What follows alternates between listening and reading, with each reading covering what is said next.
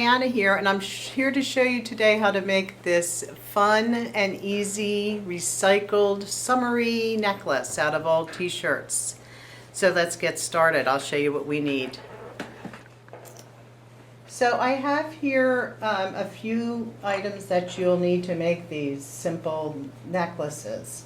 The first thing, the most important thing, is the t-shirt. And this is a sort of a thin cotton t-shirt, and what you want it to do is you want it to curl when you pull on it, the strips after we cut them. And let me show you exactly what I mean by that. This is what it needs to do. It's that's a strip of the cotton t-shirt, and as I'm stretching it, it's curling in on itself.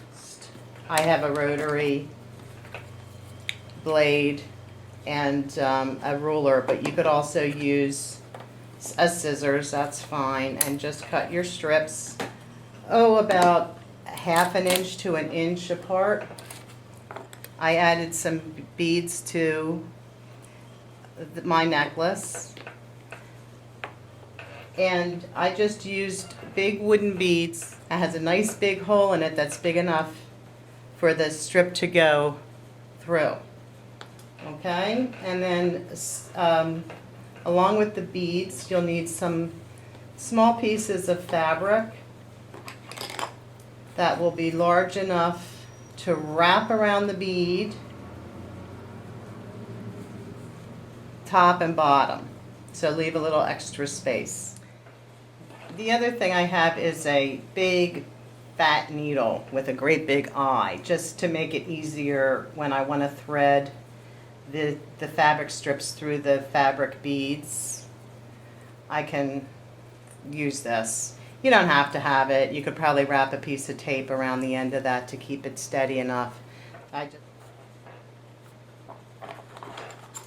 After you've cut your strips of t-shirt, and this one's, it doesn't matter how big they are really, you can go anywhere from 1/2 inch to probably 1 inch. You're just going to pull each one, stretch each one until it curls in. So that was 1/2 inch, and this one is, it looks like about 1 inch long, and let's see how the difference in them. So this is definitely bulkier, and I kind of like the difference in size. I just think it adds some interest. Now this one, okay, to cover the bead, just get a little hunk of fabric, and I just wrap it until there's a bit of an overlap, and then trim off the extra, and stick it on a brush or something so you don't get glue completely over your fingers, and get some glue on the bead, wrap it again. You're going to need a little bit extra probably at the end just to hold it in place. And slide it off. And then I'm going to trim off a little bit of these edges because I have more fabric than I need there as well. So let me just do one side of this for you, and then just clip down just to the bead. You can just find the bead with your scissors and make clips. And then from there, oops, go ahead and get some more, lather on some more glue, including on your fabric. And then you can get any kind of a tool. I'm using a chopstick here, just to, or your finger, anything to get that fabric glued down, pushed down, and use more glue as needed.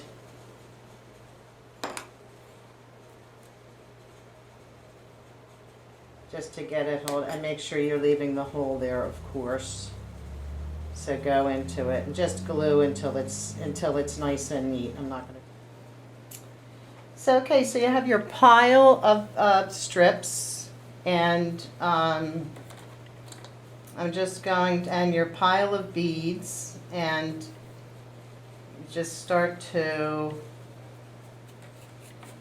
decide where you want the beads to be, and just make, actually that wasn't dry yet, you'll wait till yours dry, and then make a knot on either side of your bead.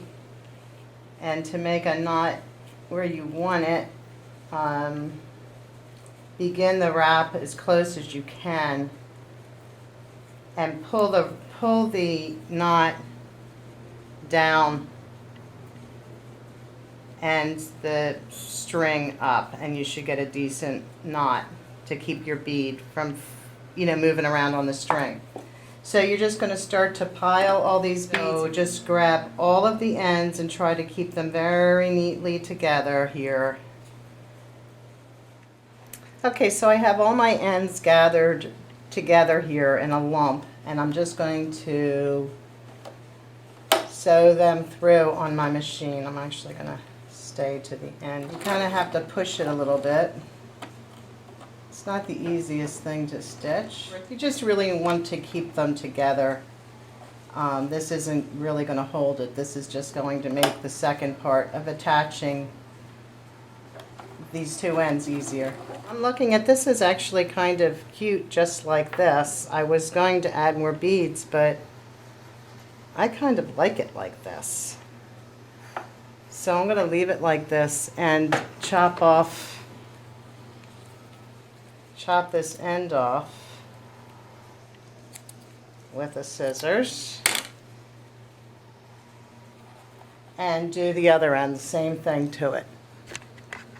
Okay, so I have both ends sewn together now. I'm just going to, you can trim off this excess, you don't need all of that. And we're going to enclose these messy ends into a little tube. Okay, so I have my two secured ends of the bundles, and I'm going to lay one at a time. I'm going to lay them on this little piece of, it's just a little square of t-shirt fabric that I trimmed up. It's about 1.5 inches square. I'm going to lay this first piece down and stitch it, and then come back and stitch the other piece. So now I have both of these pieces secured to that little piece of t-shirt fabric, and you can see the other side. Here's another reason why you'd want to have matching thread. That doesn't look so pretty, but you can see it. So now we're just going to roll it up into a tube and then stitch again to close the tube. Sometimes it takes a little extra effort to get this through. Just pull and push as you can, and when I get to the end I just rotate it around and go back. You could even use, I think I might use a zigzag stitch here just to make sure that all of the ends are secured, and a nice big stitch. You could do that box thing too. Just keep going with it until it really seems like you caught everything. So here I am with my brand new necklace, and this one is short, but just before you clip everything off, make sure it's long enough to go over your head. So that's kind of the key element. It's hot today, what can I tell you? I'm a little hot. And you can make these really, really long too. You could make them, you could probably stitch pieces together. I would just wrap and stitch. It would probably look really cool. That's given me an idea to wrap and stitch with a little embroidery thread. That would look cool. Try it. Let me see. Let me know if you make some of these. I'll put the links that from the inspiration videos up on my blog. See you later.